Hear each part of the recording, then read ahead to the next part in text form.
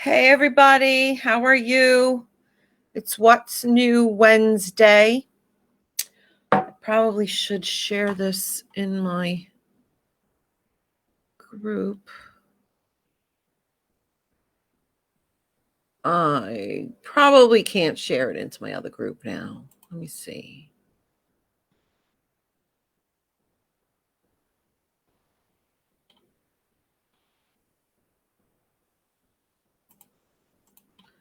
Well, I'm going to leave it like this for now. Whatever. I'm coming on a little bit late today. My daughter called me. Lots of things going on. So, how are you today? How are you doing today? We have a new president today. I first saw Melania Trump smile for the first time, and I actually saw her reach for her husband's hand.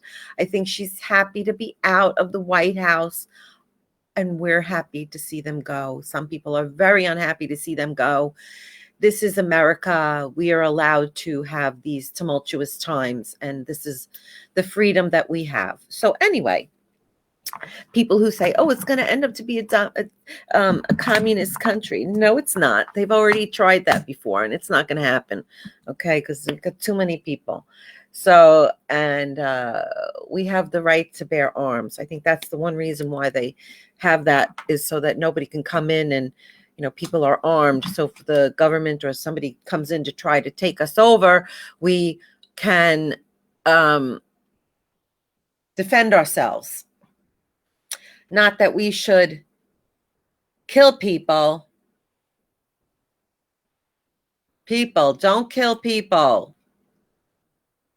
Except the ones trying to attack you. Okay. All right. Okay, let's post this here. Okay. So anywho, today I want to talk about fillers. I've been working really hard on my group and my training and my teaching and this, that, and the other thing. And I really want to bring educational information to everybody. I did talk about this subject a while ago, and I'm just not the most organized. I guess I should be more organized, but the artist in me is chaotic organization. I'll finally get to it when I'm dead. I'll be very organized then. Like, I had done a little drawing on where to put the appliance, the handles and the hardware. And I also did a little something on fillers, but I have to find my drawing. So in the meantime, I just popped it up over here because you know me. Give me a pen, give me a marker, and I'm a happy girl. And something to write on. I'm happy. So I was talking yesterday about what was I talking about? Oh my God, I can't even remember. But anyway, today somebody was asking me about fillers yesterday. Like, what is a filler? Like, the first time somebody told me what a filler was, it was when I put two corner cabinets together, such as this here. I put two corner cabinets together and I just put them together. I butted them next to each other. And my designer friend, Artie, said, "Well, where's your filler?" And I said, "What's a filler?" And I learned what a filler is. And a filler is, the definition of a filler is a solid piece of wood or a veneer piece of wood that is approximately 3 inches by the height of the cabinet. So a wall filler can be 30 inches, 36, 42, whatever. With a wall filler, you want to make sure that you have a return underneath it. A good cabinet company will automatically make that filler with a bottom return for a wall cabinet. So then when you're looking underneath, because you get those customers that want to peek underneath, you won't see the hole. You won't see a void of the 3 inches. But a filler is meant to be cut on site. Last week, I talked about included styles and extended styles. And this is another way of adding clearances to a cabinet without having to have it built as part of the cabinetry. And a filler is also necessary when it comes to frameless cabinets because there is no solid wood frame to modify. It's just 3/4 material sides, top and bottom. So there's no way to add extensions or modify that cabinet. You have to actually attach a filler to the side, a filler to the bottom, a filler to the top. You have to add these things to the cabinet when it's frameless.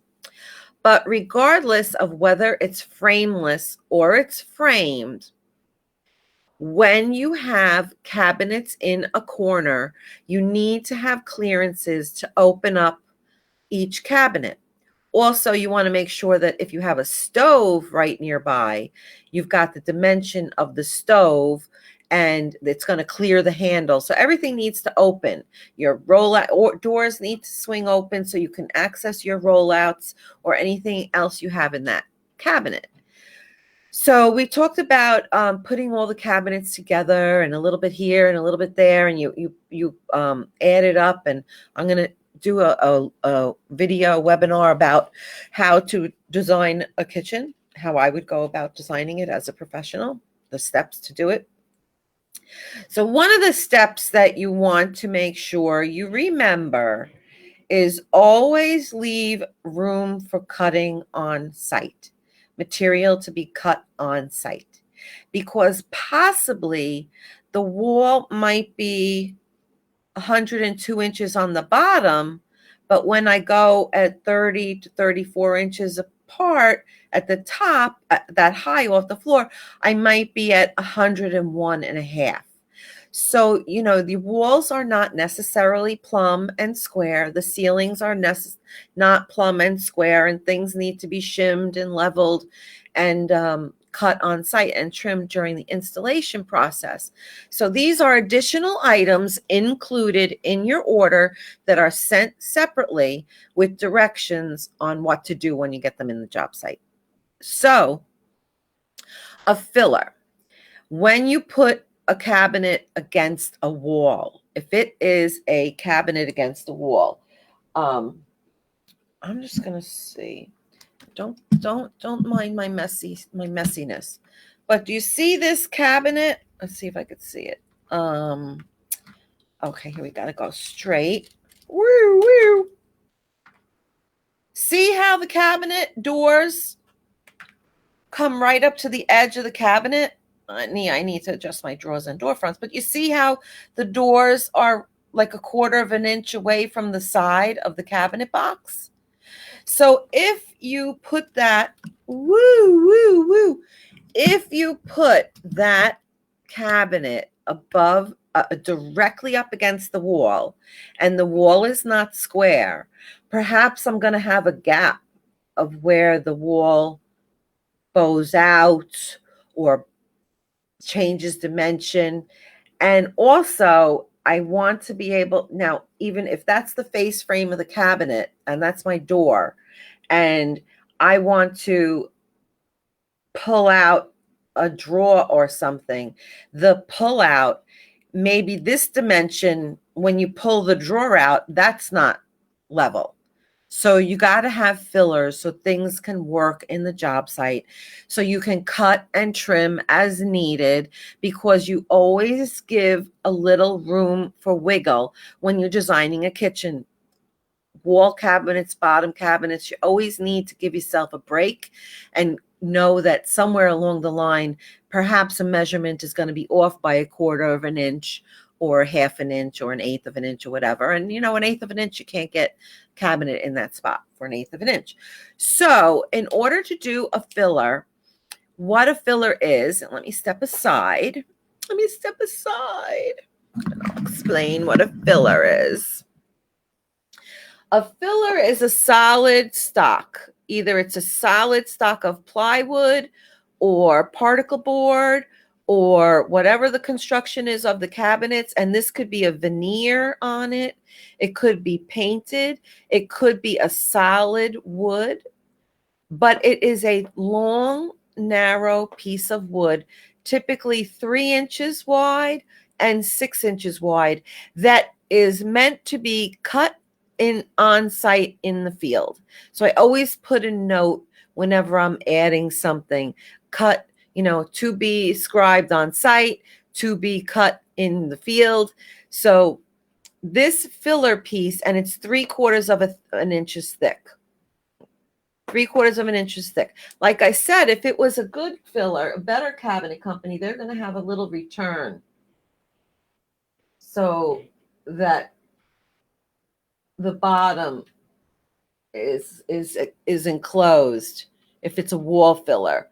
If it's a base filler, it could just be a long straight piece, or it can have the toe kick cut out on it. It could have a toe kick notch. So fillers come different ways depending on the brand and the manufacturer. So a toe kick, a base filler could possibly have a toe kick return on it, maybe not. A wall filler will have a bottom return on it, maybe not. You need to check with the spec book. So that's what a filler is. But how we use a filler is a completely different way. A filler is meant to fill something in. The proper placement for a filler is at the ends. Maybe I'll do blue. I do blue, color coordinate. It's at the ends. So you can see on this side, I have a wall. So to start my cabinets, this must be 2 inches to 3 inches, because you realize if you have a doorway and it has molding on it a little bit down the road, a little bit of a way, you got to still be able to open and clear these doors and drawers. Okay, we still need to be able to clear any obstruction in the way. So we want to make sure we have clear openings and the cabinets are working properly in the corner, that you're not getting things. Whenever I see a European cabinet and I see it right up against the wall, it makes me nervous, because how do I know when I pull out this cabinet drawer that my wall doesn't go like that? How do I know that? I don't. I measured over here, not over here. So you want to make sure you have a clearance of 2 to 3 inches. And if you have like a little bit more of a space and you're adding up your cabinetry and it comes to be 4 inches, 4 inches is not so bad. But the filler, since it's solid wood, goes mounted right in line with the box. Okay, not with the door, but with the box. So this is screwed in from the adjoining cabinet. It's mechanically fastened in the field to the inside of the cabinet and then out. So it's cut on site if it needs to be trimmed. So you trim it to the width as you need it. So if your wall is at a square, you can square it out with the filler. The next place for a filler is, let's move my things around. The next place for a filler is when you have corners. What I do a lot is I kill the corner. Okay, I don't like corner cabinets. I think that corner cabinets are a lot of money for a small amount of storage. When you think about the real estate that a 36-inch corner Lazy Susan cabinet takes up, you're really only getting 24-inch wide shelves, and they're in a circle. So if I had a 24-inch wide shelf, just look at this here, I'm going to do here. 24-inch wide shelf,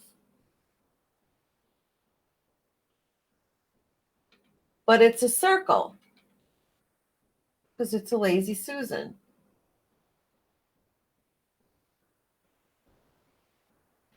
So this is my 24 inches in diameter. And that's my Lazy Susan shelf. If it Lazy Susan rolls around, okay? 24 inches. What am I losing in here? Here, this shelf, you see this? This is a Lazy Susan. And if it was a 24-inch rollout, I would have the whole thing. So if I did a base 27 with the 27-inch rollouts, I'm going to get more storage than a corner 36-inch base cabinet with rollouts, because this is a circle. So I'm losing this much storage. So that my corner cabinet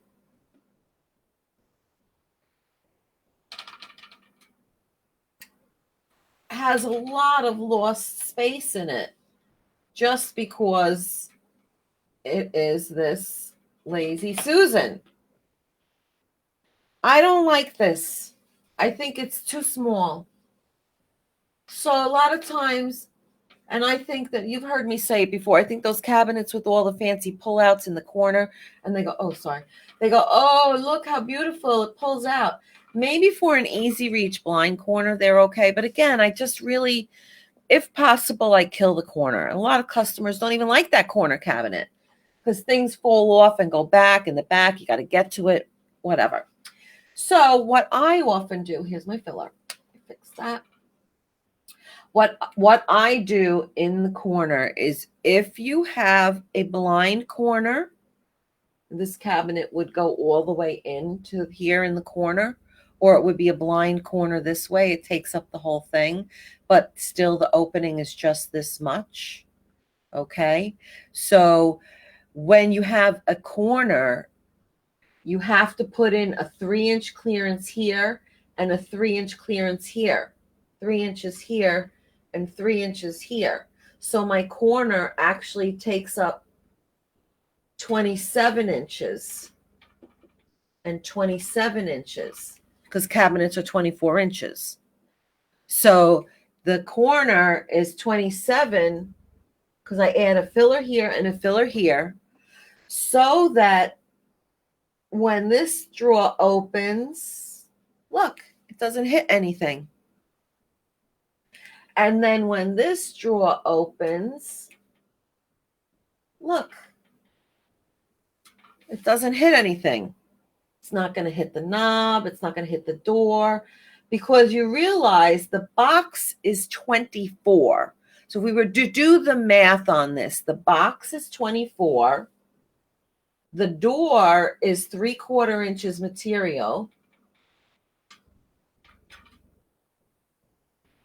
And the hand puller is going to stick out about another inch to get your hands in there. An inch, inch and a half. So let's just say 1.5 inches. So the actual depth on this cabinet is 24 plus 3/4, which, you know, if you downloaded my dimensions conversion chart, it's 0.75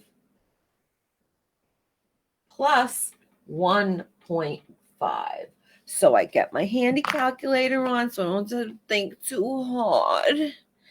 And I say 24 inches plus my door, which is 0.75, plus the handle, which is 1.5, equals 26.25 inches. So this overall to the front of this piece right here is 26.25 inch, 26.25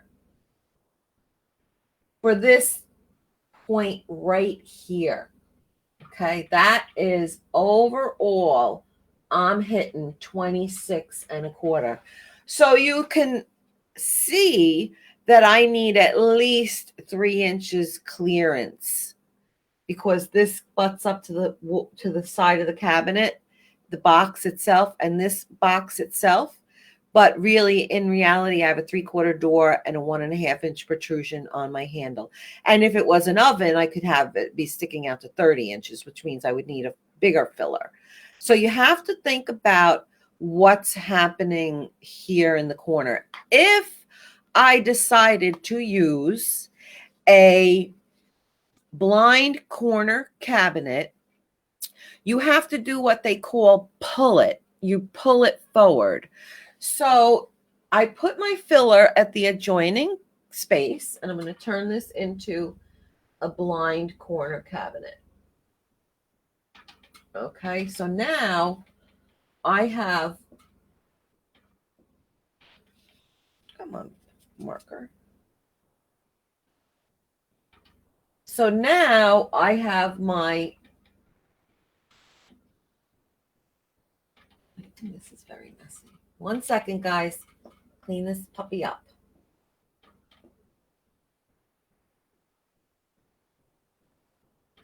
Okay, the door. What you're doing is in a blind corner cabinet, this shelf or whatever goes all the way back into the corner. So any shelves or anything that you have in there is going to be all the way taking up the whole corner. So when you have a blind corner, you have to read the specifications from the manufacturer, because it's going to tell you exactly what you need to do with that corner cabinet, because no two manufacturers are the same. Some manufacturers will automatically just have the pull included in the dimension. Other ones will tell you you need to pull it 3 inches. And what that means is, if that's my corner cabinet, sorry guys, if this is my corner cabinet,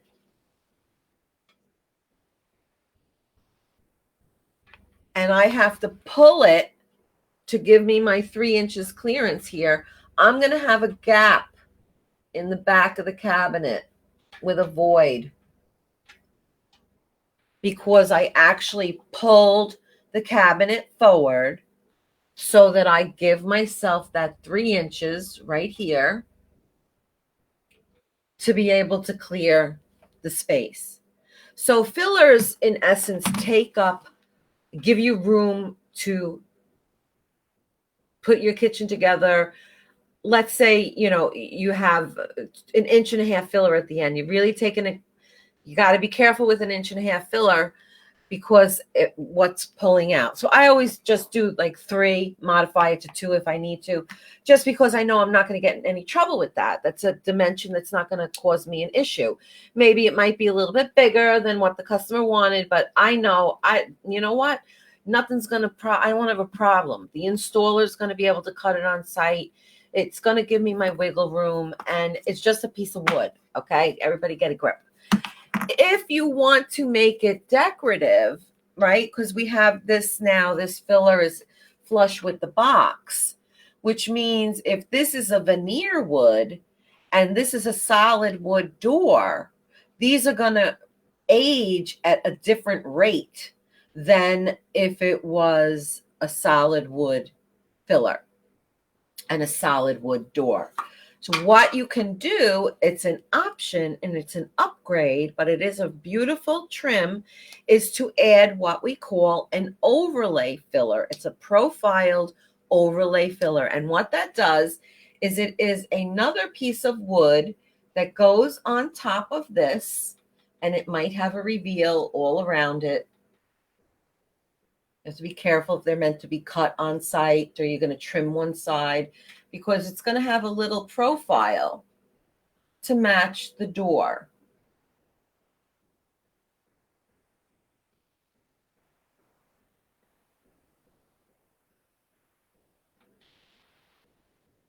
And what this does, it increases this 3/4 of an inch plus your overlay filler, which is 3/4 of an inch. So now this 3/4 will be flush with the door. So I can add that over here so that it's a finished look along the side and I don't have a plain filler. Keeping in mind that these overlay fillers are upgrades. So when I talk about being able to design a kitchen one way and design a kitchen another way, adding things and not adding things, taking things out, the customers have no clue what you're doing, okay? They have no idea what this even is. That you don't know, they really don't know. So I know as a designer, if I want that to really, if it's a high-end kitchen, I don't want these plain fillers. I'm going to upgrade and add this accessory.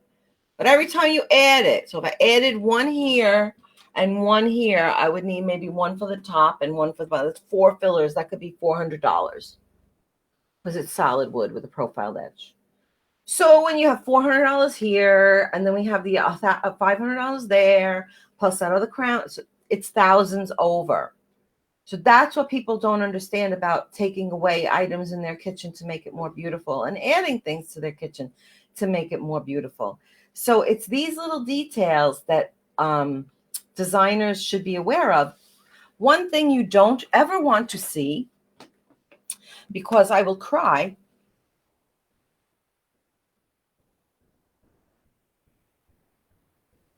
is a filler midway.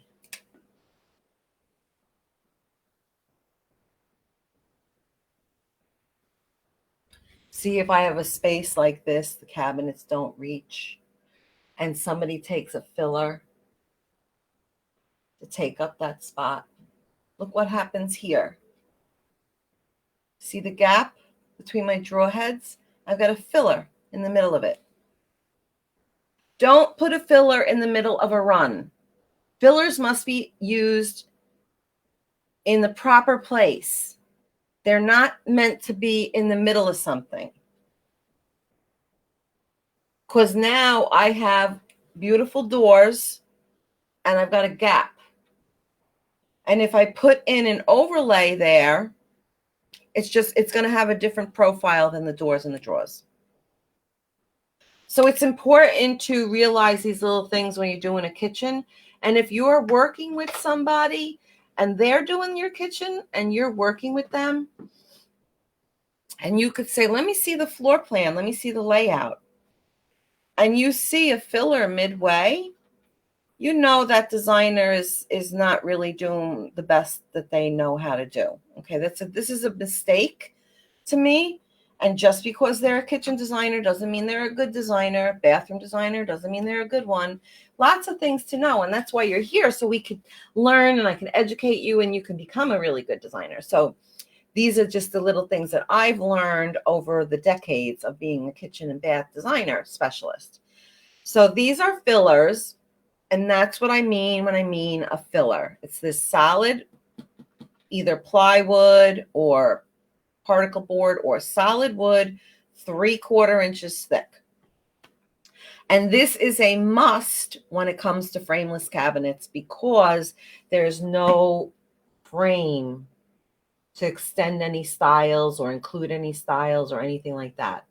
So we often use, sometimes I will use a filler next to a hood. Let's say I might have an 1.5-inch filler and an 1.5-inch filler, or extended styles, because when I open up the door to the cabinet adjacent to the hood, I want to make sure that my door opens all the way, that it doesn't get obstructed by the hood and my handle hit the hood, because it's not just the cabinet box, it's the 3/4-inch door plus the hardware. So those are your dimensions that you're working with. And that's why I say it's the inches, and it's all really technical dimensions and it's calculations.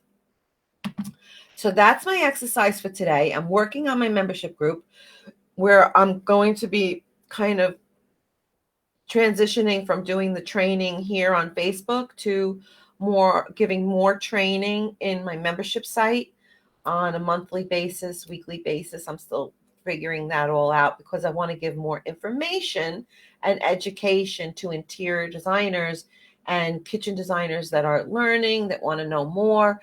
There's constantly, I've taken classes. So if you're taking a class, good for you. You're going to learn something new every day. Knowledge is power. Power is confidence, and you will become confident and have knowledge and have power if you keep on learning.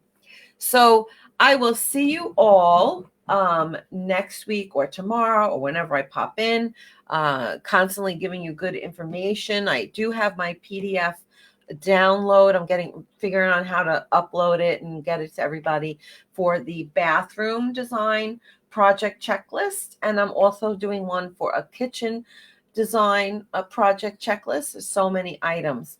So those are the things that I've got in the works. Keep an eye out for lots of new things coming your way. And knowledge is power. I'll talk to you soon. Ciao for now. Peace out.